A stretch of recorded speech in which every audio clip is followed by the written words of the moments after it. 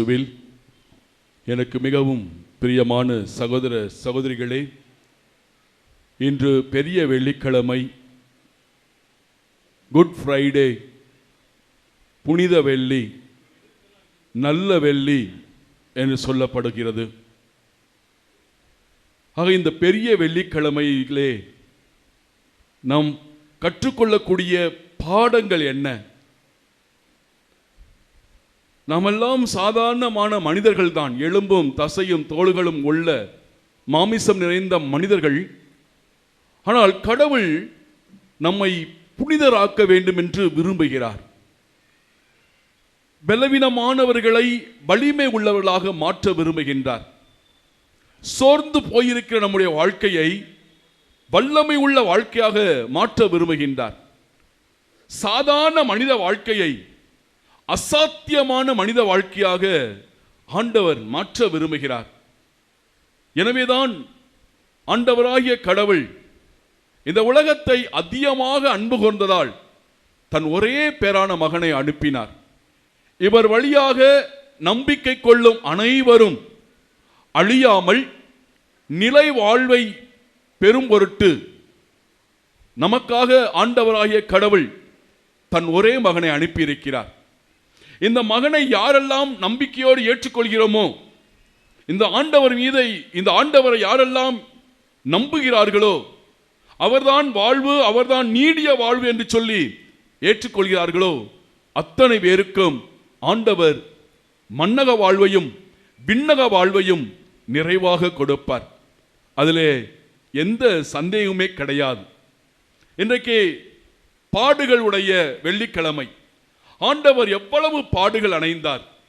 அன்னை மரியாள் சொல்வார்கள், என் மகனுடைய பாடுகளையும் என்னுடைய வியாகுலத்தையும் இந்த உலகத்தில் உள்ள எல்லா மனிதர்களுக்கும் பகிர்ந்து கொடுத்தால் அந்த வேதனையை தாங்க முடியாமல், துன்பத்தை தாங்க முடியாமல் இறந்து போய்விடுவார்கள் என்று சொல்கிறார்கள் அன்னை மரியாள். அந்த அளவிற்கு இந்த பாவத்தினுடைய கொடூரம், பாவத்தினுடைய கணாகணம் அந்த அளவிற்கு ஒரு மனிதனை மோசமான நிலையிலே தள்ளுகின்றது. ஆனால் இந்த பாவத்தை எல்லாம் மன்னிக்க, இந்த பாவத்திலிருந்து விடுதலை கொடுக்க இந்த உலகத்தில் யாராலும் முடியாது. ஏனென்றால் ரோமையர் 3:10 சொல்கின்றது, நீதிமான் ஒருவனும் இல்லை, ஒருவன் கூட இல்லை. No one is righteous, not even one. யாருமே நீதிமான் அல்ல. அப்ப குற்றமில்லாதவர் தான், பாவமே செய்யாதவர் தான் இந்த மனிதனுடைய பாவத்தை மன்னித்து மீட்க முடியும். அதற்கு ஒரே நபர் யார்? அது ஒரே கடவுள் யார்? ஆண்டவராகிய இயேசு கிறிஸ்துவால் மட்டும்தான். எனவே தந்தையின் திருவுளத்தை நிறைவேற்ற, தந்தையினுடைய விருப்பத்தை முற்றிலும் நிறைவேற்ற ஆண்டவராகிய இயேசு கடவுள் தன்மையில் விளங்கிய அவர் தம்மையே வெறுமையாக்குகின்றார். வெறுமையாக்கி மனித சுவாபத்தை எடுக்கின்றார். பாவத்தை தவிர, மக்களே, பாவத்தை தவிர மற்ற அனைத்திலும் அவர் நம்மை போலவே இருக்கிறார். பசித்தாக முட்டார், கண்ணீர் விட்டார், வேதனைப்பட்டார், சஞ்சலப்பட்டார், வேதனையோடும் துன்பத்தையும் அனுபவித்தார், பாடுகளை அனுபவிக்கின்றார். ஆக நம்மளை போல் இருக்கிறவர் பாவத்தை தவிர எல்லா உணர்வுகளையும் அவர் கொண்டவராய் இருந்தார். கிறிஸ்துவில் பிரியமானவர்களே, ஒன்று யோசித்து பார்க்க வேண்டும். இயேசு நமக்காக இந்த பாடுகளை முழுமையாக ஏற்றுக்கொள்கிறார், குறைத்து கொள்ளவே இல்லை. இயேசு எந்த துன்பத்தையும், தனக்குள் வந்த அனைத்து துன்பங்களையும் முழுமையாக ஏற்றுக்கொள்கின்றார். தன்னிடம் ஒப்படைத்தப்பட்ட யாரும் யாதுவும் செய்துவிடக்கூடாது என்பதற்காக இந்த துன்பத்தை நோக்கி தானே முன்னோக்கி சென்று, யாரை தேடி வந்தீர்கள் என்று இயேசு கேட்கிறார். நாசரேத்து இயேசுவை தேடி வந்தோம் என்று சொன்ன உடனே அவர்கள் அப்படியே பின்வாங்கி தரையில் விழுந்து கிடந்தார்கள், எந்திரிக்கல. இயேசு சொன்னால் மட்டும்தான் எந்திரிக்க முடியும். அவ்வளவு வல்லமை உள்ள இயேசு மீண்டும் அவர்களை எழுப்பி விடுகின்றார், நீங்கள் யாரை தேடி வந்தீர்கள் என்று. கிறிஸ்துவில் பிரியமான அவ்வளவு வல்லமை உள்ள தேவன் தன்னை வெறுமையாக்குகின்றார், விட்டு கொடுக்கின்றார், அர்ப்பணிக்கின்றார். அதிலே முகம் சுளிக்கவில்லை, தயவு தாட்சிணியம் பார்க்கவில்லை, முழுமையாக தன்னை முழுவதும் ஒப்புக் கொடுக்கிறார். காரணம், பாடுகள் இல்லாமல் பரலோகமே கிடையாது. சிலுவைக்கு பின்தான் சிம்மாசனம் என்பது ஆண்டவருக்கு தெரியும். முள்முடிக்கு பிறகுதான் மணிமுடி என்பது தெரியும். ஆக துன்பங்கள் என்பது கிறிஸ்துவ வாழ்க்கை பொறுத்த மட்டில் வரப்போகின்ற மாட்சிமையோடு ஒப்பிடும் பொழுது நாம் அடைகின்ற துன்பங்கள் ஒன்றுமே கிடையாது. எவ்வளவு துன்பங்களை நாம் அனுபவிக்கிறோமோ அவ்வளவுக்கு மாட்சிமை நமக்கு காத்திருக்கிறது. ஆனால் கிறிஸ்துவில் பிரியமானவர்களே, இன்று ஆண்டவர் நமக்காக மரித்திருக்கிறார் என்றால் அவருடைய மரிப்பிலிருந்து, அவருடைய இறப்பிலிருந்து என்ன இருக்கிறது? கோதுமை மண்ணில் விழுந்து மடிந்தால் ஒழிய அது அப்படியே இருக்கும். ஆனால் மடிந்தால் மிகுந்த பலனை கொடுக்கும். இயேசுடைய மரணத்தால் பரலோகம் திறக்கப்படுகின்றது. திரைச்சீலை இரண்டாக கிழிந்து விட்டது. ஆண்டவர் நம்மை தம்மோடு ஒன்று சேர்த்துக் கொள்கின்றார். பிள்ளைகளே, பாடுகள் வழியாகத்தான் எல்லாவற்றையும் ஆண்டவர் ஒன்று சேர்க்கிறார். இன்னைக்கு ஒரு அம்மா போய் பங்கு தந்தைகிட்ட சொன்னாங்களாம், ஆண்டவர் என்னை கைவிட்டு விட்டார், நான் எவ்வளவோ துன்பப்படுறேன், எவ்வளவோ கஷ்டப்படுறேன், எவ்வளவோ வேதனையை சந்திக்கின்றேன், ஆனால் ஆண்டவருக்கு கண்ணு இல்லை, ஆண்டவர் என்னை கைவிட்டு விட்டார் என்று சொன்ன உடனே பங்கு தந்தை கேட்டாராம், ஏமா நீங்க வாழ்க்கையில் இந்த துன்பம் வரும் பொழுது நீங்க ஆண்டவரை திட்டிருக்கீங்களா? ஆமா, இப்பதான் சொன்னனே, ஆண்டவருக்கு நான் கண்ணா இருக்கு, அவர் பாரு இவ்வளவு துன்பப்படுறேன், ஒன்றும் கண்டுக்கிற மாட்டேங்கிறாரு. இந்த துன்பம் வரும்போது நீங்க கோவப்பட்டிருக்கீங்களா? கோவப்பட்டிருக்கிறேன். கெட்டவாத பேசியிருக்கீங்களா? பேசியிருக்கிறேன். எரிச்சல் பட்டிருக்கீங்களா? எரிச்சல் பட்டிருக்கிறேன். ஆனால் அந்த பங்கு தந்தை சொன்னார், நீங்க எப்படி ஆண்டவர் என்னை கைவிட்டு விட்டார், ஆண்டவர் என்னை பார்ப்பது இல்லை என்று சொன்னீர்களோ அதே போல்தான் இயேசுவும் சொன்னார். சிலுவையில் தொங்கும் போது பிதாவே ஏன் என்னை கைவிட்டீர் என்று சொன்னார். ஆனால் இயேசு முகம் சுளிக்கவில்லை, யாரையும் குற்றப்படுத்தவில்லை, யாரையும் காயப்படுத்தவில்லை, யாரையும் மனநோகச் செய்யவில்லை. தன்னை அடித்தவர்களை கூட மன்னிக்கக்கூடிய மனப்பக்குவத்தில் உண்டார். ஆனால் கடைசியிலே நீங்க என்ன சொன்னீங்களோ அதைத்தான் இயேசுவும் சொன்னார் சிலுவையில் தொங்கும் போது, பிதாவே ஏன் என்னை கைவிட்டீர். ஆனால் எந்த பிதாவை பார்த்து பிதாவே ஏன் என்னை கைவிட்டீர் என்று சொன்னாரோ அதே பிதாவை பார்த்துதான் கடைசியிலே சொன்னார், பிதாவே உம் கைகளில் என் ஆவியை ஒப்படைக்கிறேன் என்று. இன்றைக்கு கிறிஸ்துவில் பிரியமானவர்களே, இன்னைக்கு நிறையவே நம்முடைய வாழ்க்கையிலே அவநம்பிக்கை கொண்டிருக்கிறோம். சோதனைகள் வரும் பொழுது, துன்பங்கள் வரும் பொழுது, இழப்புகள் வரும் பொழுது, கஷ்டங்கள் கண்ணீர்கள் நம்முடைய வாழ்க்கையை சந்திக்கும் பொழுது ஆண்டவர் இல்ல, ஆண்டவர் கைவிட்டு விட்டார் என்று நினைக்கிறோம். ஆனால் ஆண்டவர் இயேசு படாத துன்பங்களே கிடையாது. எவ்வளவு துன்பங்கள் அடைந்தார் தெரியுமா மக்களே? நம்ம நினைக்கிற பைபிள்ல போட்டிருக்கிறது கொஞ்சம். இயேசுடைய உடம்பை எப்படியெல்லாம் அடித்தார்கள் தெரியுமா? ஒரு ஆட்டுக்குட்டியை தொங்க போட்டது போல் அவருடைய உடம்பை தொங்க போட்டு விட்டார்கள். பேஷன் ஆஃப் கிரைஸ்ட் என்ற படத்தில் பார்ப்பது போல அல்ல. இயேசுவை ஆட்டுக்குட்டியை கசாப்பு கடையில் தொங்க போட்டது போல் போட்டு விட்டார்கள். கை மேலே இழுக்கின்றது, உடம்பு கீழே இழுக்கின்றது. அந்த அவர்கள் பின்னப்பட்ட அந்த வாரி அடிக்கப்படுகின்ற வாரிலே ஒரு இரும்பு குண்டு, அந்த இரும்பு குண்டு 4-5 குண்டு, அதுல பூரா இரும்பால் ஆன முள்ளு, 2-3 கொக்கி, அதெல்லாம் இரும்பால் ஆனது.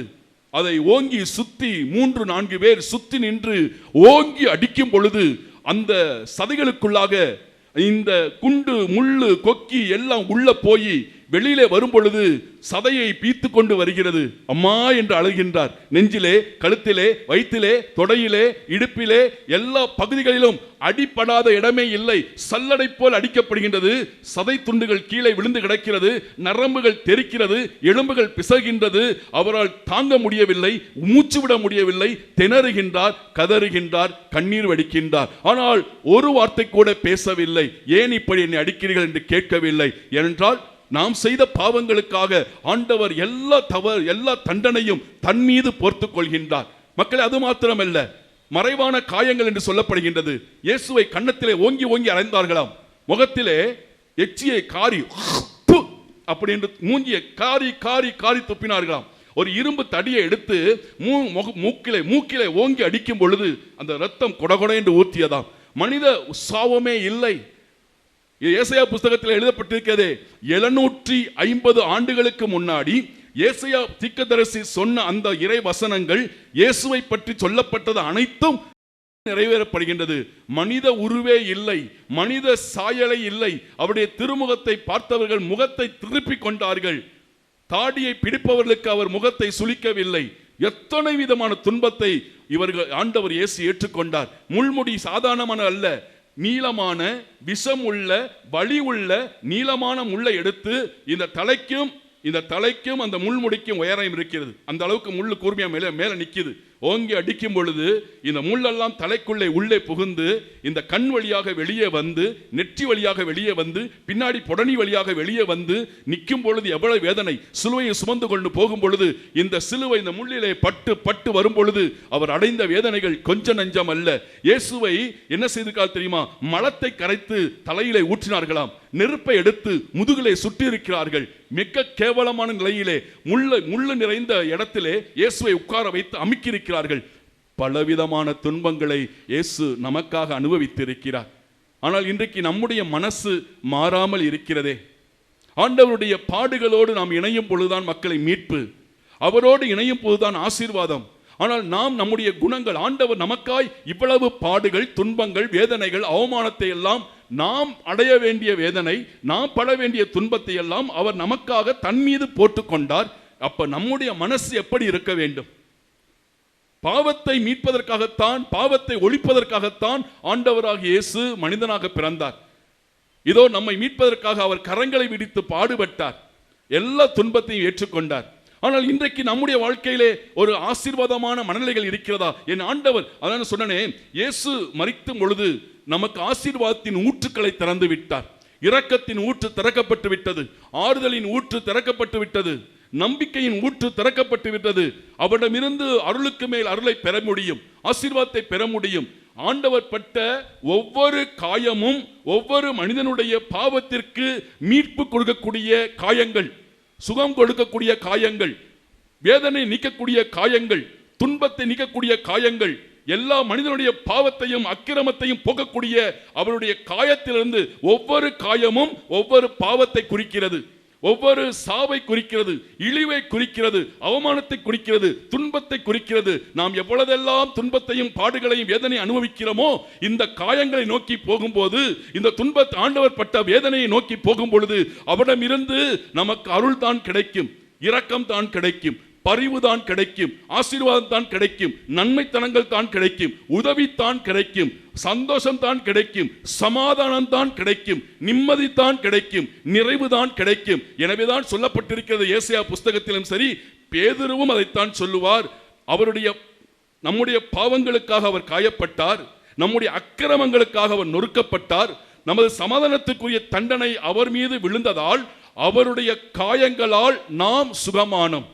இன்னைக்கு அடிக்கடி சொல்லுங்க, இன்னைக்கு சொல்லுங்களேன், இன்னைக்கு நாளைக்கு சொல்லுங்களேன், இயேசுவின் காயங்களால் நான் சுகமானேன். உங்களுக்கு என்ன பிரச்சனை இருந்தாலும் சரி, தீய சக்திகளா, நோய்களா, கவலைகளா, வியாதிகளா, அல்லது கர்ப்பப்பையில பிரச்சனையா, கேன்சர் கட்டிகளா, அல்லது கிட்னி பிரச்சனையா, இல்ல நெஞ்சு வலியா, மூட்டு வலியா, இல்ல மனசுல பாரமா, வேதனையா, எதுவாக இருந்தாலும் சரி, நீங்க இன்னைக்கிலிருந்து நாளைக்கு வரைக்கும் நீங்க சொல்லிக்கொண்டே இருங்கள், இயேசுவின் காயங்களால் நான் சுகமானேன், இயேசுவின் காயங்களா நான் சுகமானேன் என்று சொல்லிக் கொண்டு பாருங்கள். ஆனால் நம்முடைய வாழ்க்கையிலே மனமாற்றம் இல்லாத ஒரு வாழ்க்கை வாழ்ந்து கொண்டு இருக்கிறோம். ஆண்டவருடைய அருள் இருக்கிறது, இரக்கம் இருக்கிறது, மன்னிப்பு இருக்கிறது, அதை தேடி வருவதற்கு மனசு வரவில்லை. காரணம், நம்முடைய சுயம் தடுக்கிறது. எது கோயிலுக்கு போகணும், எதுக்கு ஆண்டவரை தேடணும்? இன்னைக்கு பெரிய வெள்ளிக்கிழமை இத்தனை மக்கள் வந்திருக்கிறாங்க.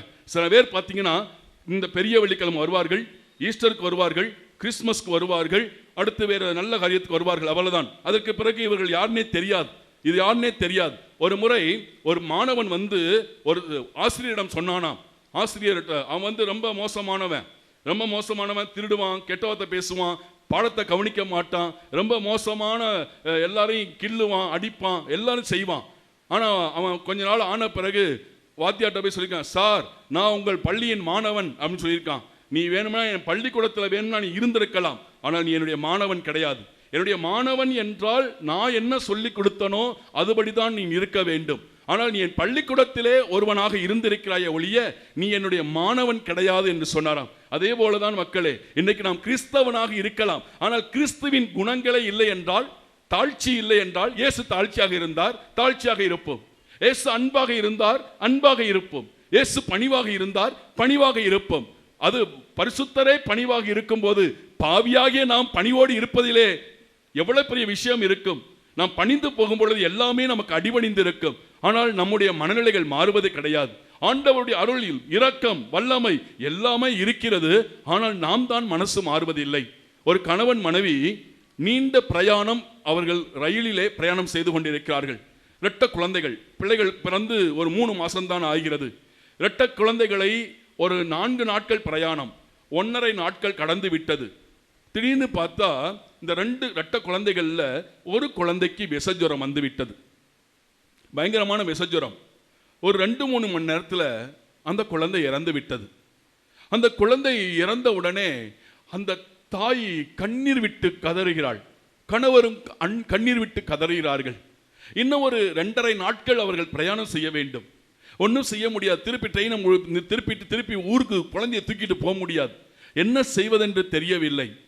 பக்கத்தில் இருப்பவர்கள் சொன்னார்கள், நீங்க வேற வழி இல்லை, இங்கே ஒரு குகை வரும், ஒரு குகை நீண்ட நீளம், ஒரு கொஞ்சம் தூரம், ஒரு 500 மீட்டர் போகக்கூடிய ஒரு குகை இருக்கும்.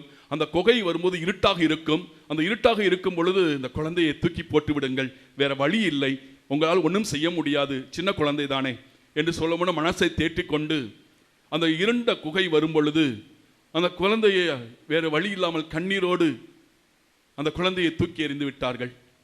தூக்கி எறிந்த பிறகு திருப்பி அவர்கள் அந்த குகையை விட்டு ரயில் வெளியே வந்தவுடன் திருப்பி ஓ என்று சத்தம் கேட்டது. கதறி அழுதார்கள்.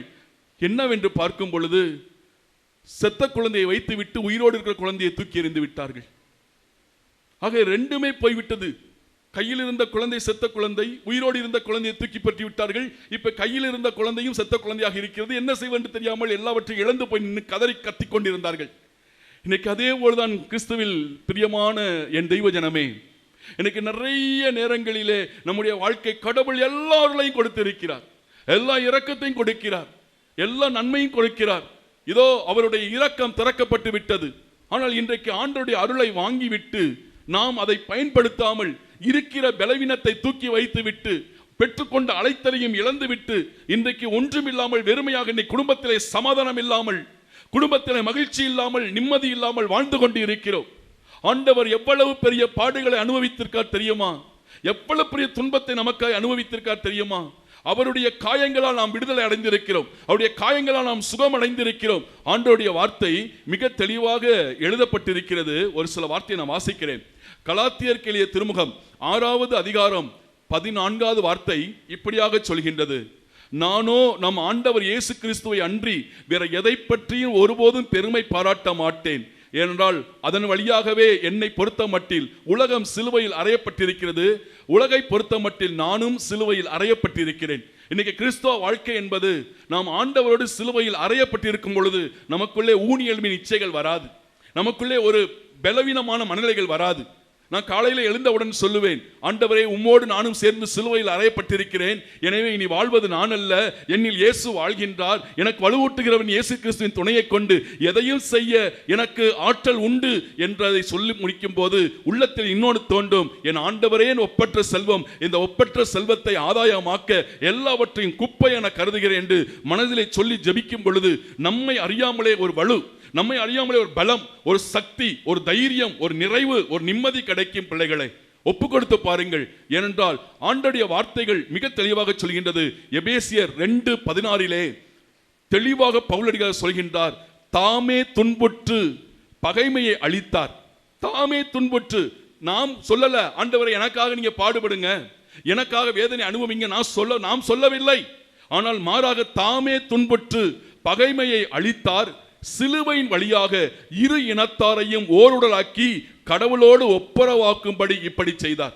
பிரிந்து போயிருக்க நம்முடைய வாழ்க்கை மக்களை ஏசாயா புஸ்தகத்திலே 59வது அதிகாரத்திலே மிக தெளிவாக சொல்கின்றது, உங்களை மீட்க முடியாதவாறு என்னுடைய கரங்கள் குறுகி போய்விடவில்லை, உங்கள் மன்றாட்டுக்களை கேட்க முடியாதவாறு என் காதுகள் மந்தமாகி விடவில்லை, நீங்கள் செய்த தீச்செயல்களே உங்களுக்கும் எனக்கும் பெரிய பிளவை உண்டாக்கி இருக்கிறது, உங்கள் மன்றாட்டுக்களை கேட்க முடியாதவாறு நான் என் முகத்தை திருப்பிக் கொண்டேன் என்று ஆண்டவர் சொல்கின்றார். ஆனால் இப்படி பிரிந்து போயிருக்கிற பிளவை ஆண்டவராகிய இயேசு தன் இரத்தத்தால், காயத்தால், தன்னுடைய பாடுகளால், தன் மரணத்தால் நம்மை ஒன்று சேர்த்து வைத்துவிட்டு, நான் இருக்கிறேன் தைரியமாயிரு, நான் உன்னோடு இருக்கிறேன் கலங்காதே, நான் உன் கண்ணீரை துடைக்கிறேன், உன் பாவங்கள் கிழக்கிற்கும் மேற்கிற்கும் இடையிலே எவ்வளவு பெரிய பாவங்கள் நீ செய்திருந்தாலும் உன் பாவத்தை மன்னித்து உன்னை என்னோடு சேர்த்துக் கொள்ள இதோ இருகரம் விரித்து நான் சிலுவையிலே தொங்கிக் கொண்டிருக்கிறேன், என் காயங்களை பார், என்னுடைய வேதனையை பார், என்னுடைய அவமானத்தை பார், என் துன்பத்தை பார், நான் பட்ட வேதனையும் நான் பட்ட பாடுகளை நீ பார்த்தாய் என்றால் உனக்கு எல்லாம் நலமாக மாறும் என்று சொல்லப்படுகின்றது. காரணம் என்ன தெரியுமா? பிலிப்பியர்க்கிலே திருமுகம் 2வது அதிகாரம் 8வது வார்த்தை இப்படியாக சொல்கின்றது, சாவை ஏற்கும் அளவிற்கு, அதுவும் சிலுவை சாவை ஏற்கும் அளவுக்கு கீழ்ப்படிந்து தம்மையே தாழ்த்தி கொண்டார். தம்மையே தாழ்த்தி கொண்டார். மக்களே, தம்மை தாழ்த்துகிறவர்களை ஆண்டவர் உயர்த்துகிறார் என்று சொல்லப்படுகின்றது. நீங்க நல்லா இருங்க. நான் இன்னைக்கு சொல்றேன், பணங்காசுகளோடு, மனைவி மக்களோடு, பிள்ளைகளோடு, சொத்துக்களோடு, சுகங்களோடு நீங்க இன்னும் பல்லாண்டு ஆசீர்வாதமாய் இருங்கள். ஆனால் அதற்கு முன்னாடி பணிவு வேண்டும், தாழ்ச்சி வேண்டும், விட்டு கொடுக்கிற மனப்பான்மை வேண்டும். அம்மா அப்பாவுக்கு முன்னாடி பிள்ளைகள் கொஞ்சம் பக்தியோடு இருங்க. பெரியவங்க, வயசுக்கு மூத்தவங்கிற முறையில் பிள்ளைகள் பெற்றோருக்கு மரியாதை கொடுங்கள். பக்தியாக அவரோடு இருங்கள். அவர்களை சமாதானப்படுத்துங்கள், மகிழ்ச்சிப்படுத்துங்கள். பெற்றோரை மகிழ்ச்சிப்படுத்தி பாருங்கள், பெற்றோர்களை சந்தோஷப்படுத்தி பாருங்கள். ஏனென்றால் அவர்கள் அம்மா அப்பா கடவுளுடைய ஸ்தானத்தில் இருக்கிறார்கள். அவர்களுக்கு நாம் கொடுக்கின்ற மரியாதை நிமித்தமாக அவர்களுடைய உள்ளம் மகிழ்ச்சி அடைய வேண்டும். நாம் தான் அவர்களுக்கு ஆறுதலாக இருக்க வேண்டும், நாம் தான் அவர்களுக்கு நம்பிக்கையாக இருக்க வேண்டும், நாம் தான் அவர்களுக்கு பக்கபலமாக இருக்க வேண்டும். ஆனால் இன்றைக்கு நிறைய பிள்ளைகள் உலகப்பூர்வமான காரியத்தை மூழ்கி பெற்றோர்களை இன்னைக்கு கையாளாகாத வகையிலே என்ன சொன்னாலும் என் பிள்ளை திருந்த மாட்டேங்குதே, என்ன சொன்னாலும் என் பையன் கேட்க மாட்டேங்கிறான், கல்யாணம் பண்ணிட்டு சொல்லப்படி கேட்பதில்லை, அம்மாவை மதிப்பதில்லை, பெற்றோர்களை மதிப்பதில்லை, ஏனோதானே என்று வாழ்கிறோம். கிறிஸ்துவ வாழ்க்கை என்பது மக்களே, ஆண்டவர் பட்ட பாடுகள் கொஞ்ச நஞ்சம் அல்ல. இன்னைக்கு சொல்றேன், ஆண்டவர் இன்னைக்கு ஒரு நல்ல ஆயனாக இருக்கிறார். இயேசு உண்மையிலே சொல்ல போனா ஒரு நல்ல ஆயன். நல்ல ஆயன் கையில என்ன இருக்கு தெரியுமா? நமக்கு தெரியும். நல்ல ஆயன் கையிலே ஒரு கோல் இருக்கும். இந்த கோலை வைத்து ஆட்டுக்குட்டியை அடிக்க மாட்டார், ஆட்டுக்குட்டியை அரவணைப்பார், மேய்த்து கொண்டு வருவார். இரக்கத்தோடு, அன்போடு, பரிவோடு, பாசத்தோடு ஆண்டவர் ஆட்டுக்குட்டியாகி நம்மை மேய்த்து கொண்டிருக்கிறார். இன்னைக்கு கூட அவருடைய இரக்கத்தினால் தான் மக்களை நம்ம எவ்வளவு தவறு செய்தாலும், எவ்வளவு குற்றங்கள் செய்தாலும், எவ்வளவு பெரிய மோசமான பாவ வாழ்க்கையை நம்ம வாழ்ந்து கொண்டு இருந்தால் கூட இன்னைக்கு நாம் உயிரோடு இருப்பதற்கு காரணம் அவர் சிந்தின ரத்தம், அவர் பட்ட பாடுகள், அவருடைய காயங்கள் நமக்கு இன்னைக்கும் இரக்கத்தை காமித்துக் கொண்டே இருக்கிறது. எனவே ஆண்டவர் இன்னைக்கு நமக்கு ஆயனாக இருக்கிறார். நமக்கு தெரியும், நம்ம நினைக்கிறோம் நான் கெட்ட வார்த்தை நிறைய பேசுறேன், பொய் பேசுறேன், திமிரா இருக்கிறேன், ஆணவமா இருக்கிறேன், தற்பெருமையா இருக்கிறேன், செருக்கா இருக்கிறேன், இன்னைக்கும் நல்லாத்தானே இருக்கிறேன், எனக்கு ஒண்ணுமே ஆகலையே நம்ம நினைக்கிறோம். ஏனென்றால் இன்றைக்கும் ஆண்டவர் ஆயனாக இருக்கிறார். ஏனென்றால் என்னைக்காவது என் பிள்ளை திருந்தி விடாதா? நான் பட்ட பாடுகளுக்கு பலன் இல்லாமல் போய்விடாதா? நான் பட்ட வேதனை, அவமானங்கள், துன்பங்களுக்கு எல்லாம் பலன் இல்லாமல் போகாதா? என் இரக்கத்தை ஒவ்வொரு நாளும் காமிப்பதின் வழியாக என் பிள்ளைகள் என்னைக்காவது மனம் திரும்பி என்னிடத்தில் வரமாட்டார்களா என்று ஒரு நல்ல ஆயனை போல அந்த கோலை வைத்துக் கொண்டு தட்டி கொடுத்து அரவணைத்துக் கொண்டு வருகிறார். ஆனால் ஒரு நாள் வரும், ஒரு நாள் அவர் கையில இருக்கக்கூடிய கோல் செங்கோலாக மாறும். கோல் செங்கோல். அந்த செங்கோலாக மாறும் பொழுது தயவு தாட்சணியம் பார்க்கவே மாட்டார், ஈவு இரக்கம் பார்க்கவே மாட்டார். 30 ஆண்டுகள், 40 ஆண்டுகள், 50 ஆண்டுகள், 60 ஆண்டுகள் நான் உனக்கு இரக்கத்தை காமித்தேன், மன்னிப்பை கொடுத்தேன், நீ எவ்வளவு பாவம் செய்தாலும், எவ்வளவு குற்றங்கள் செய்திருந்தாலும் உன்னை மன்னித்தேன், ஏற்றுக்கொண்டேன், பாவ சங்கீதனத்தின் வழியாக உன்னை மீண்டும் என்னுடைய மகனாக ஏற்றுக்கொண்டேன். ஆனால் நீ உன் செருக்கிலும், உன் திமிரிலும், உன் ஆணவத்திலும், உன்னுடைய பிடிவாத குணத்திலும், தற்பெருமையிலும் நீ வாழ்வதை நிமித்தமாய் கடைசியிலே நான் உனக்கு நடுவராய் இருக்கும் பொழுது தயவு தாட்சணியம் காட்ட மாட்டார், ஈவு இரக்கம் காட்ட மாட்டார். இன்னைக்கு 1000 தலைமுறைக்கும் இரக்கம் காட்டுவேன் என்று சொன்ன தெய்வம், உனக்கு பரிவு காட்டுவேன் என்று செய்வோம் சொன்ன தெய்வம், கிழக்கிற்கும் மேற்கிற்கும் எவ்வளவு தூரம் இருக்கிறதோ அவ்வளவு தூரத்திற்கு நீ பாவம் செய்திருந்தாலும் உன் பாவத்தை மன்னிக்கிறேன் என்று சொன்ன தெய்வம், நாம் மரித்த பிறகு, மரிப்பதற்குள் மனம் மாறவில்லை என்றால், மரிப்பதற்குள் கடவுளை தேடவில்லை என்றால், சிலவங்க சொல்லலாங்க கடைசியில பார்த்துக்கலாம், பின்னாடி பார்த்துக்கலாம்னு சொல்லிட்டு அந்த திமிரு, அந்த ஆணவம் மாறாமல் இருக்கிறோம். ஒரு நாள் எந்த நாள் அதுக்கு வரும் என்று நமக்கு தெரியாது. திருடனை போல் உன்னை சாவு தேடி வரும் என்று ஆண்டவர் சொல்கின்றார். மனசு மாறவில்லை என்றால் ஆண்டவருடைய தண்டனை, கோபத்திலிருந்து ஒரு மனிதன் தப்ப முடியாது. ஆனால் இன்றைக்கு அவருடைய இரக்கத்தை தேடி, அன்பை தேடி, மன்னிப்பை தேடி நாம் அவரிடத்தில் வந்துவிட்டோம் என்றால், ஓ, அவர் காமிக்கின்ற இரக்கத்திற்கும், அன்புக்கும், ஆசீர்வாதத்திற்கும், வல்லமைக்கும், சுகத்திற்கும், நலத்திற்கும், பலத்திற்கும், விடுதலைக்கும், மன்னிப்புக்கும் அளவே கிடையாது. என்றால் அவர் தன்னையே தாழ்த்தி கொண்டார். அதனால்தான் சொல்லப்படுகின்றது, நல்ல கவனியுங்கள், கொலோசியர் 1:20 மிக தெளிவாக சொல்கின்றார் பவுல் அடிக்கிறார், சிலுவையில் இயேசு சிந்திய இரத்தத்தால். நல்ல கவனிங்க, சிலுவையில் இயேசு சிந்திய இரத்தத்தால் அமைதியை நிலைநாட்டவும் விண்ணில் உள்ளவை மண்ணில் உள்ளவை அனைத்தையும் அவர் தம்மோடு ஒப்புரவாக்கவும் கடவுள் திருமணம் கொண்டார். மக்களே, விண்ணில் உள்ள ஆசீர்வாதத்தினாலும் மண்ணில் உள்ள ஆசீர்வாதத்தினாலும் நமக்கு நிரப்பப்பட சிலுவையில் சிந்திய அவருடைய இரத்தத்தால் அமைதியை நிலைநாட்டவும் விண்ணில் உள்ளவை மண்ணில் உள்ளவை அனைத்தையும் அவர் வழியாக தம்மோடு ஒப்புரவாக்கவும் கடவுள் திருவுளம் கொண்டிருக்கிறார். அவருடைய திருவுளத்தினால் தான் மக்களே இன்றைக்கு நாம் பாவங்கள் தவறுகள் செய்தாலும் நாம் உயிரோடு வாழ்ந்து கொண்டிருக்கிறோம். இந்த நேர காலம் இருக்கும் போதே நம்முடைய மனசை மாற்றிக்கொண்டு கடவுளை தேடுவோம் என்றால் ஆண்டவருடைய வார்த்தை மிக தெளிவாக சொல்கின்றது. அதே கொலோசியர் 2:14 நமக்கு எதிரான ஒப்பந்த விதிகள் பல கொண்ட கடன் பத்திரத்தை அவர் ஒழித்து விட்டார், அதை சிலுவையில் வைத்து ஆணி வைத்து அறவே ஒழித்து விட்டார். மக்களை, நாம் எல்லாம் பாவம் பட்டிருக்கிறோம். இந்த பாவ கடனை அவரே அளித்திருக்கிறார். கடன் பத்திரத்தை ஒழித்து விட்டார், அதை ஆணி வைத்து அரைந்து விட்டார். இன்னைக்கு நமக்கும் அந்த பாவத்துக்கு இனிமேல் சம்பந்தம் இல்லை. நாம் பாவம் செய்தால் மட்டும்தான் அது நம்மை பின்தொடரும். ஆனால் இன்னைக்கு ஆண்டவர் அந்த சிலுவையில் ஆணி வைத்து அரைந்து விட்டார். உங்களுக்கும் எனக்கும் அந்த பாவத்துக்கும் சம்பந்தமே இல்லை. நாமெல்லாம் வாழ்வின் மக்கள், ஒளியின் மக்கள், அபிஷேகத்தின் மக்கள், ஆசீர்வதிக்கப்பட்ட மக்கள், கடவுளால் தேர்ந்து கொள்ளப்பட்ட மக்கள். எனவே கடைசியாக சொல்லப்படுகின்றது, நாம் என்ன செய்யணும்? நாம் என்ன செய்ய வேண்டும்? அவர் எல்லாவற்றையும் அழித்து விட்டார். எல்லா கடன்களையும் அழித்து விட்டார். பாவ கடன்களை ஒழித்து விட்டார். பத்திரச்சீட்டை கிழித்து போட்டார். ஆணி வைத்து அறவே அரைந்து விட்டார். இப்ப நம்ம என்ன செய்யணும்? தெளிவாக எழுதப்பட்டிருக்கிறது. எபிரேயர் 12:2 மிக தெளிவாக பவுலடிகளார் சொல்லுவார், இதோ நம்பிக்கையை தொடங்கி வழி நடத்துபவரும் அவர்தான் நமக்குள்ளே நம்பிக்கையை தொடங்கி வைத்திருக்கிறார். நான் உன்னோடு இருக்கேன் என்று நம்பிக்கையை தொடங்கி இருக்கிறார். இரக்கமா இருக்கிறேன் வா என்று சொல்லி நம்பிக்கையை தொடங்கி வைத்திருக்கிறார். உன் கண்ணீரை துடைப்பேன், உன் பாவத்தை மன்னிப்பேன், உன்னை ஏற்றுக்கொள்வேன், நீ எவ்வளவு தூரம் பாவம் செய்திருந்தாலும் என்னை திரும்பி வா, உன்னை ஏற்றுக்கொள்வேன் என்று ஆண்டவர் எல்லா வகையிலும் நமக்கு அழைப்பு கொடுத்திருக்கிறார். அதுதான் சொல்லப்படுகின்றது, நம்பிக்கையை தொடங்கி வழி நடத்துபவரும் அதை நிறைவு செய்வருமான இயேசுவின் மீது கண்களை பதிய வைப்போம். அவர் தாம் அடைந்திருந்த மகிழ்ச்சியின் பொருட்டு இழிவையும் பொருட்படுத்தாமல் சிலுவையை ஏற்றுக்கொண்டார். இப்போது கடவுள் அரியணையில் வலப்பக்கம் வீற்றிருக்கிறார். ஆண்டவர் வலது பக்கம் வீற்றிருக்கிறார். தந்தையின் வலது பக்கம் வீற்றிருக்கிறார். ஆகவே நம்பிக்கையை தொடங்கி வைத்தரும் அதை வழி நடத்துவோருமான அவர் மீது நம்முடைய கண்களை பதியுங்கள். எத்தனை துன்பங்கள் வந்தாலும் சரி, எத்தனை வேதனைகள் வந்தாலும் சரி, எத்தனை பிரச்சனைகள் வந்தாலும் சரி, இதோ நமக்காய் மரித்த தெய்வம் நமக்கு எல்லா வகையிலும் நமக்கு ஆசீர்வாதத்தை கொடுக்கவும் சுகத்தையும் விடுதலையும் வல்லமையும் கொடுக்க இயேசு காத்திருக்கிறார். எனவேதான் ஆண்டவர் சொல்கின்றார், என் வழியாய் அன்றி எவனும் பரம தந்தையிடம் வருவது இல்லை. நான் மண்ணிலிருந்து உயிர் தெளிந்த பின்பு எல்லாரையும் என்பால் ஈர்த்துக் கொள்வேன் என்று ஆண்டவர் சொல்கின்றார். நானே வழி, நானே உண்மை, நானே வாழ்வு என்று சொல்லியிருக்கிறார். இயேசுவிடத்தில் தேடி வரும்பொழுது எல்லா அருளையும் ஒவ்வொரு மனிதனும் பெற்றுக்கொள்ள முடியும் என்றால் நம் ஆண்டவர் சாதாரணமானவர் அல்ல மக்களே. வாழ்வையும் வாழ்வின் நிறைவையும் கொடுக்க வந்திருக்கிற அற்புதமான கடவுளாக இருக்கிறார். அவரே உணவாக இருக்கிறார், அவரே வாழ்வாக இருக்கிறார், அவரே வழியாக இருக்கிறார், அவரே உண்மையாக இருக்கிறார், அவரே நேர்மையாக இருக்கிறார். நமக்கு வேண்டிய அனைத்து செல்வங்களையும் கொடுக்க ஆண்டவர் சித்தமாய் இருக்கிறார். இன்னைக்கு நாம் நினைத்து பார்ப்போம், நம்முடைய எல்லா பலவீனங்களையும் தூக்கி போடுவோம் என்றால் நம் ஆண்டவர் நமக்காக யாவையும் செய்து முடிக்கிறவராய் இருக்கிறார். எனவே உண்மையான வாழ்க்கையை தேடுவோம். நல்லதொரு போராட்டத்தை போராடக்கூடிய வகையிலே நாம் கடவுளை தேடி வருவோம். எத்தனை துன்பங்கள் வந்தாலும் சரி, எத்தனை மனபாரங்கள் இருந்தாலும் சரி, ஆண்டவர் எல்லாவற்றிலிருந்தும் விடுதலை கொடுக்க வல்லவராய் இருக்கிறார். ஒரு நிமிஷம் தெளிவாக திருப்பாடல் எழுதப்பட்டிருக்கிறது.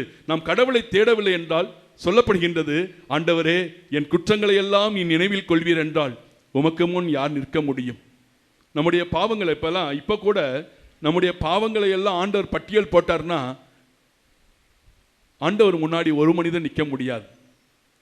ஆனாலும் ஆண்டவர் நம் மீது வைத்த அதிகமான இரக்கத்தினால் இன்னைக்கு நம்மை ஆண்டவர் ஏற்றுக்கொள்கிறார். எப்படிலாம் ஏற்றுக்கொள்கிறார்? தாயை போல் தேற்றி தந்தை போல் உன்னை அரவணைக்கிறேன் வா என்று சொல்கின்றார். கோழி தன் குஞ்சுகளை தன் ரெக்கையின் கீழ் வைத்து பாதுகாப்பது போல் உன்னை நான் பாதுகாக்க விரும்புகிறேன், நீ ஓடி வா என்கிறார். மலைகள் விலகினாலும் குன்றுகள் இடம் பெயர்ந்தாலும் நான் உன் மீது வைத்த பேரன்போ ஒரு நாளும் நிலை சாயாது என்று ஆண்டவர் நமக்கு அன்பை காட்டுகின்றார். எனவே இன்னைக்கு சிலவங்க சொல்லலாம், ஃபாதர் என் குடும்பத்தில் ரொம்ப நோயாக இருக்குது, ரொம்ப கவலையாக இருக்குது, ரொம்ப வியாதி போக மாட்டேங்குது, ரொம்ப துன்பம் போக மாட்டேங்குது. இதற்கெல்லாம் ஒரு காரணம் என்ன தெரியுமா? நான் சொல்லவில்லை, ஆண்டவருடைய வார்த்தை மிக தெளிவாக சொல்கின்றது. திருப்பாடல் 107:17 திருப்பாடல் 107:17 சொல்கின்றது, சிலர் தங்கள் தீச்செயல்களை முன்னிட்டு நோய்களுக்கு உள்ளாயினர். நம்ம செய்கிற தீச்செயல்கள் தான் நமக்கு நோய் கொடுக்குது. நிறைய பேருக்கு நோய் இன்னைக்கு தீராம இருப்பதற்கு காரணம் என்ன தெரியுமா? சிலர் தாங்கள் செய்த தீநெறிகளை கொண்டு முன்னிட்டு நோய்களுக்கு உள்ளாயினர். அவளுடைய தீச்செயல்களின் பொருட்டு துன்பங்களுக்கு உள்ளாயினர். நோய்க்கு உள்ளாகிறார்களாம், நோய்க்கு உள்ளாகிறார்கள், துன்பங்களுக்கு உள்ளாகின்றார்கள். எனவேதான் ஆண்டவர் காயினை பார்த்து சொன்னார், நீ நல்லது செய்தால் உயர்வடைவாய் அல்லவா? நல்லது செய்யாவிட்டால் பாவம் உன் மீது வேட்கை கொண்டு உன் வீட்டின் வாசற்படிகளை படுத்து கிடக்கும். நீ அதை அடக்கி ஆள வேண்டும் என்று சொல்கின்றார். நீ செய்த பாவத்தை 3ஆம் 4ஆம் தலைமுறை வரை நான் தண்டித்து தீர்ப்பேன் என்று ஆண்டவர் சொல்கின்றார். கிறிஸ்துவில் பிரியமானவர்களே, நாம் மனம் திரும்பும் போதுதான் கடவுளுடைய அந்த பாடுகளுக்கு பலன் உள்ளதாய் நிற்கும். நம் மனம் திருந்தும் பொழுது, மனசு மாறும் பொழுது, அதற்கு காரணம் என்ன? நல்ல பாவ சங்கீதனம் செய்யும் பொழுது நாம் எல்லா அருளையும் பெற்றுக்கொள்ள முடியும். இயேசு சிலுவையிலே இன்னைக்கு மரித்தார் பார்த்தீர்களா? அவர் மரிக்கும் பொழுது அவருடைய இதயம் குத்தி திறக்கப்பட்டது பார்த்தீர்களா? அந்த இதயம் குத்தி திறக்கப்பட்டதனுடைய அடையாளம் என்ன? அனைத்து அருள் சாதனங்களும் அவருடைய இதயத்திலிருந்து திறக்கப்பட்டது. அருள் சாதனின் ஊற்றுக்கள் திறக்கப்பட்டது. அந்த அருள் சாதத்தின் ஊற்றான ஒன்றுதான் பாவ சங்கீதனம். நல்ல பாவ சங்கீதனம் செய்து பாவத்தை விட்டுவிட்டு கடவுளிடத்தில் தேடி வரும் பொழுது கடவுள் நிச்சயமாக ஏற்றுக்கொள்வார். ஏனென்றால் நான் திருப்பி சொல்கிறேன், அவர் யாரையும் வெறுப்பதில்லை. அவண்டவருக்கு யாரையும் வெறுக்கவும் தெரியாது. ஊதாரி மைந்தன் திரும்பி வந்தாரே, ஊதாரி மைந்தன் திரும்பி வரும் பொழுது அப்பா ஓடி சென்று கட்டிப்பிடித்து முத்தம் கொடுத்தார். அப்பாவை விட்டு போகும் பொழுது அவன் ஆஸ்தியோடும் அந்தஸ்தோடும் போனான். திரும்பி வரும் பொழுது பிச்சைக்காரனை போல பாவத்திலே உழன்று மோசமான நிலையிலே குலைந்து போய் வந்து கொண்டிருந்தான். ஆனால் திரும்பி வரும்போது அப்பா கட்டிப்பிடித்து முத்தம் கொடுத்தார். காரணம் என்ன தெரியுமா? அப்பா உள்ளத்தை பார்த்தார், வெளித்தோற்றத்தை பார்க்கவில்லை.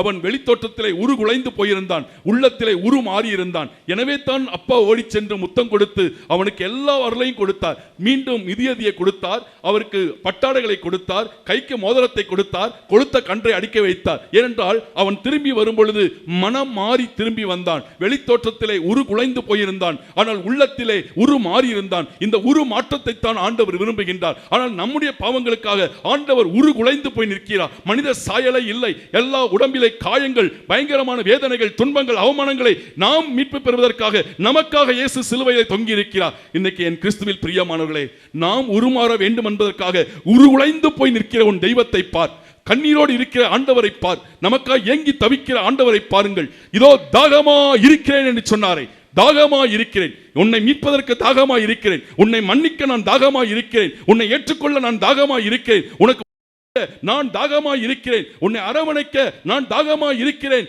உன்னுடைய எல்லா கடன்களையும் பாவங்களையும் மன்னிக்க நான் தாகமா இருக்கிறேன் என்று ஆண்டவர் தாகத்தோடு நம்மை நோக்கி பார்க்கிறார். கிறிஸ்துவில் பிரியமானவர்களே, இன்றைக்கு நமக்குள்ளாக இருக்கிற வெறுப்புகளை, கசப்பு உணர்வுகளை, பாவ கட்டுகளை, தீமைகளை, இந்த நிறைய நேரத்தில் பார்த்தா வாய் ஃபுல்லா பாவம், வயிறு ஃபுல்லா பாவம், கண்ணெல்லாம் பாவம், கையெல்லாம் பாவம், தூக்கி கழுவுங்கள். இந்த நேரத்தில் கூட ஆண்டவரே உம் இறைவார்த்தையின் உள்ளத்தை தொட்டு என்னை புனிதப்படுத்தட்டும். ஏனென்றால் அழகாக சொல்கின்றது யோவான் நற்செய்தி 13 இதோ ஆண்டவருடைய வார்த்தை மிக தெளிவாக சொல்கின்றது. யோவான் 15 என் வார்த்தைகளால் நீங்கள் ஏற்கனவே தூய்மையா இருக்கிறீர்கள் என்று சொல்லப்படுகின்றது. என் வார்த்தைகளால் நீங்கள் ஏற்கனவே தூய்மையா இருக்கிறீர்கள் என்று சொல்லப்படுகின்றது. இறை வார்த்தையை கேட்கும் பொழுதுதான் அப்போஸ்தலர் பணிகளை பார்க்கிறோம். இதோ பேதுருடைய சொற்பொழிவை கேட்டுத்தான் உள்ளம் குத்துண்டவர்களாய் நாங்கள் மனம் மாற என்ன செய்ய வேண்டும் என்று கேட்டார்கள். இன்னைக்கு இறைவார்த்தையை கேட்டுக்கொண்டிருக்கிற தெய்வ மக்களே, கடவுளத்தில் தேடி வாருங்கள். ஏனென்றால் ஆண்டவர் இரக்கத்தின் கதவை திறந்திருக்கிறார், வாழ்வின் கதவை திறந்திருக்கிறார், அபிஷேகத்தின் கதவை திறந்திருக்கிறார். எவ்வளவு தவறுகள் செய்திருந்தாலும், எவ்வளவு பாவங்கள் செய்திருந்தாலும் அவரை நோக்கி வந்து நல்ல பாவ சங்கீதனம் செய்து நம்முடைய உள்ளத்தை ஆண்டவர் பக்கம் திருப்பும் பொழுது எல்லா நன்மைகளால் நிரப்புவார். பாவத்தை எண்ண மாட்டார், பாசத்தை நிறைவாக பொழிவார். அவரிடம் இருப்பது அன்பு, மன்னிப்பு, ஆசீர், கிருபை, பலம், உதவி, எல்லா நன்மைகளால் நிரப்ப வல்லவராய் இருக்கிறார். எனவே விசுவாசத்தை தொடங்கி வைத்தவரும் அதை நிறைவு செய்பவருமான அவர் மீது நம்முடைய கண்களை பதிய வைப்போம். அவரை நோக்கி பாருங்கள். உங்கள் முகம் மகிழ்ச்சியினால் மிளிரும், உங்கள் முகம் அவமானத்துக்கு உள்ளாகாது. இன்றைக்கு நாம் ஆண்டவரிடத்தில் வந்திருக்கிறோம். எல்லா நன்மைகளால் நிரப்ப வல்லவர் நம்மோடு இருக்கிறார். நமக்காய் பாடுபட்ட தெய்வத்தை நாம் மகிமைப்படுத்துவோம், ஆட்சிமைப்படுத்துவோம். அப்பொழுது நமக்குள்ளாக இருக்கிற குறைகள், கரைகள், பலவீனங்கள், தீமைகள், சோர்வுகள், கவலைகள், கண்ணீர்கள் அனைத்தும் முழுமையாக துடைக்கப்படும். எனவே ஒரு நிமிடம் எல்லோரும் கண்களை மூடி ஆண்டவருடைய பிரசன்னத்திலே ஒரு நிமிடம் உருக்கமாய் ஜெபிப்போமா? ஆண்டவருடைய ஆணிகொண்ட கரங்கள் நமத்திலே இறங்கி வரட்டும். விண்ணையும் மண்ணையும் படைத்த ஆண்டவர் நம்மை நேசிக்க வருகின்றார்.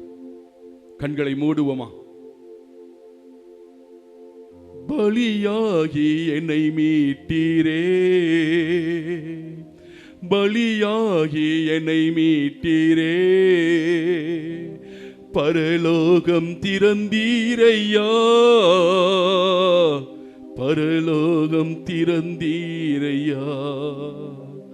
அப்பா, எங்களுக்காக பலியாகி பரலோகத்தை திறந்து வைத்திருக்கிற நாதரே, என்னுடைய எஜமானனே, என் இயேசு ராஜனே, சர்வ வல்லவரே, நித்திய கடவுளே, தந்தையின் திருவுளத்தை நிறைவேற்ற உம்மையே பலியாக்கினீரே. அப்பா, எங்களுக்காக மனித சாயலை இல்லாதபடி அடிக்கப்பட்டீர், நொறுக்கப்பட்டீர், முள்மொழி சூட்டப்பட்டீர், காரி துப்பப்பட்டீர், எள்ளி நகையாடப்பட்டீர். ஆண்டவரே, நொறுக்கப்பட்டவராய் நின்றீரே. எங்களை மீட்பதற்காக வாய் திறவாத ஆட்டுக்குட்டி போல் இருந்தீரே. செம்மறி ஆட்டுக்குட்டியே, ஓ ஆறுதலின் தெய்வமே, தன் நண்பர்களுக்காக உயிரை கொடுப்பதை விட சிறந்த அன்பு வேற எதுவுமே இல்லை என்று சொன்னீரே. எப்படிப்பட்ட பலவீனமும் பாவமும் பரிதாபத்துக்குரிய நிலையில் நாங்கள் இருந்தாலும் எங்கள் மீது கொண்ட அன்பினால் ஐயா உம்மையே எங்களுக்கு கொடுத்தீரே. உம்முடைய இரக்கத்தை கொடுத்திருக்கிறீரே, உம் அன்பை கொடுத்திருக்கிறீரே, உம் பரிவை கொடுத்திருக்கிறீரே, உம்முடைய மாசற்ற இரத்தத்தை எங்கள் மீது ஊற்றிருக்கிறீரே. காயங்களால் கட்டப்பட்ட எல்லா கட்டுகளையும் உடைத்திருக்கிறீரே. உம் ஆவி இறங்குவதாக, உம் ஆணி கொண்ட கரங்கள் இறங்கட்டும். உம் திரு காயங்களுக்குள்ளே வந்திருக்கிற அனைத்து இறை மக்களையும் ஒப்புக் கொடுக்கிறோம். அப்பா, உம் காயங்களிலிருந்து வருகின்ற அருளும் இரக்கமும் எல்லா பிள்ளைகளுடைய நோய்களையும் கவலைகளையும் பாரங்களையும் வேதனைகளையும் ஆபத்துகளையும் கசப்புகளையும் வெறுப்புகளையும் பகைமைகளையும் முற்றிலுமாய் நீக்க கிருபை செய்வீராக. ஆண்டவரே, உம்முடைய காயங்களிலிருந்து வருகின்ற இரக்கம் எல்லாருடைய இல்லத்திலும் உள்ளத்திலும் இரக்கம் பொழியப்படுவதாக. உம் இதயத்திலிருந்து வருகின்ற அன்பின் ரத்தம் ஒவ்வொரு பிள்ளைகளுடைய உள்ளத்தையும் அன்பால் நிரப்புவதாக, சமாதானத்தால் நிரப்புவதாக. வாஞ்சை உள்ள மக்களை மாறுவார்களாக. மன்னிக்கின்ற ரத்தம் ஊற்றப்படட்டும், மாசற்ற ரத்தம் ஊற்றப்படட்டும். விலை மதிப்பில்லாத உம்முடைய ரத்தம் பிள்ளைகளுடைய உச்சம் தலைந்து உள்ளம் கால்வரை நாடி நரம்புகள் தோல் தசைகள் திசுகளுக்குள்ளாய் ஊற்றப்படுவதாக. உடல் பொருள் ஆவி ஆத்துமா சரீரம் எண்ணங்கள் இயக்கங்கள் உணர்வுகள் உணர்ச்சிகளுக்குள்ளாய் ஊற்றப்பட்டு அப்பா இப்பொழுதே எல்லா பிள்ளைகளுக்குள்ளாய் இருக்கிற நோய்கள் கவலைகள் கேன்சர் கட்டிகள் தீய சக்திகள் பலவீனங்கள் இயலாமைகள் கவலைகள் சோர்வுகள் சோம்பேறித்தனங்கள் மந்த புத்திகள் தீய சக்திகள் அசுத்தங்கள் அந்தகார சக்திகள் பில்லி சூனியங்கள் எல்லாம் முற்றிலுமாய் வெளியேறுவதாக. உம் காயங்களால் பிள்ளைகள் இப்பொழுது அபிஷேகத்தால் நிரப்பப்படட்டும். பரிபூர்ண சுகத்தை பெறுவார்களாக. உம் காயங்களால் இப்பொழுது விடுதலை அடைவார்களாக. எல்லா விதமான தீமையான பலவீனங்கள் தீய கட்டுக்கள் சோர்வுகள் விட முடியாத பாவங்கள் விட முடியாத பலவீனங்கள் முற்றிலுமாய் வெளியேறுவதாக. ஆண்டவரே, உம் நாமத்தில் பிள்ளைகளுடைய மனசு லேசாக மாறட்டும், மென்மையாக மாறட்டும், இதமாக மாறட்டும், தாழ்ச்சி உள்ள இதயங்களாய் மாறட்டும், மன்னிக்கிற இதயங்களாய் மாறட்டும், சமாதானம் நிறைந்த இதயங்களாய் மாறட்டும், ஏற்றுக்கொள்ளக்கூடிய இதயங்களாய் மாறட்டும், எல்லாரையும் மன்னித்து சமாதானத்தோடு வாழக்கூடிய இதயங்களாய் மாறட்டும். இயேசுவே, உம்முடைய மகிமையான இதயத்திலிருந்து வருகின்ற இரக்கமும் இரத்தமும் இதோ இரக்கத்தின் இரத்தமும் தண்ணீரும் பிள்ளைகளுடைய உச்சம் திறந்து உள்ளம் கால்வரை ஊற்றப்படுவதாக. புதிய படைப்பாக மாற்றும் ஆண்டவரே. நன்மையின் மக்களாய் ஒளியின் மக்களாய் ஆசீர்வதிக்கப்பட்ட மக்களாய் ஜெபிக்கிற மக்களாய் மன்னிக்கிற சுகம் பெறுகிற மக்களாய் மாற்றும் ஆண்டவரே. எல்லா தடைகள் நீங்கி போகட்டும், எல்லா தடைகள் நீங்கி போகட்டும்.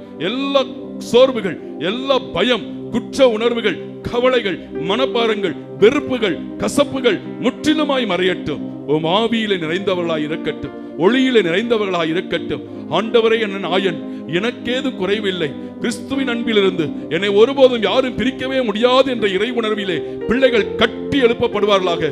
வாழ்வின் மக்களாய் இருப்பார்களாக, செழிப்பின் மக்களாய் இருப்பார்களாக. குடும்பத்திலே ஒற்றுமை, குடும்பத்திலே சமாதானம், கணவன் மனைவிக்குள்ளே மகிழ்ச்சி, பெற்றோர்கள் பிள்ளைகளிடத்திலே நல்ல உறவுகள், மாமனார் மாமியார் மருமக்கள் மத்தியிலே ஆசீர்வாதத்தின் ஊற்றுக்களால் நிரப்பப்பட்டும். எல்லா குடும்பமும் இந்த பெரிய வெள்ளிக்கிழமை அன்று ஆசீர்வதிக்கப்படுவார்களாக. இந்த பங்கு ஆசீர்வதிக்கப்படட்டும், பிள்ளைகள் ஆசீர்வதிக்கப்படட்டும், இளைஞர்கள் இளம்பெண்கள் ஆசீர்வதிக்கப்படட்டும், பெற்றோர்கள் கணவன் மனைவி ஆசீர்வதிக்கப்பட்டும், குழந்தை பாக்கியம் இல்லாதவர்களுக்கு குழந்தை பாக்கியம் பெற்றுக் கொள்வார்களாக.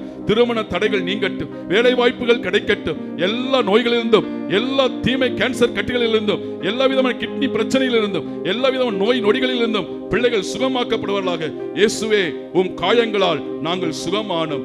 இயேசுவின் காயங்களை ஆராதித்து வணங்கி அன்புடன் முத்தம் செய்கிறோம். ஆசீர்வதியும் ஜெபிக்கிறோம் நல்ல பிதாவே, ஆமென்.